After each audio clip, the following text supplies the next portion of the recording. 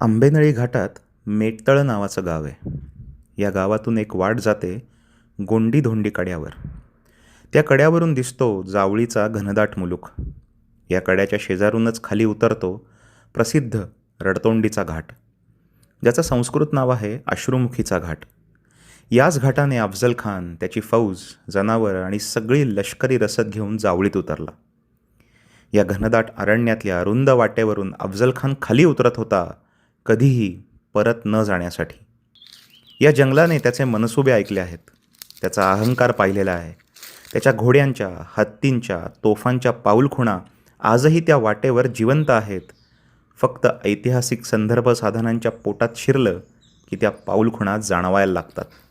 हे रान, त्यातली झाडं, शिळा, पत्थर, प्राणी, फुलं, वेली त्या दैत्याला पाहून चिंताक्रांत झाली असतील आणि कदाचित मनोमन राजाला सांगत असतील, महाराज महाराज सावधान, गनीम भयंकर आहे. हा घाट जिथे संपतो त्या पायथ्याला कोयनेच्या अगदी काठावर वसलेलं आहे एक गाव, ज्याचं नाव आहे पार. आणि त्याच गावात एक प्राचीन मंदिर आहे. त्या मंदिरात आहेत दोन मूर्ती.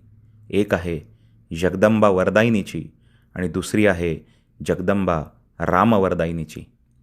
दिनांक 8 नोव्हेंबर 1659 मंगळवार या दिवशी पार गाव व त्या जगदंबा वेढल्या गेल्या अफजल खान मोहम्मदशाही व त्याच्या विजापुरी फौजेकडून. आणि या राक्षसांपासून वाचण्यासाठी आई भवानी आता धावा करू लागली तिच्या लेकाचा. त्या आर्त हाका पोचत होत्या समोरच ठाण मांडून बसलेल्या प्रतापगडावर. आता दैत्य संहार अटळ होता आणि केवळ अटळ होता.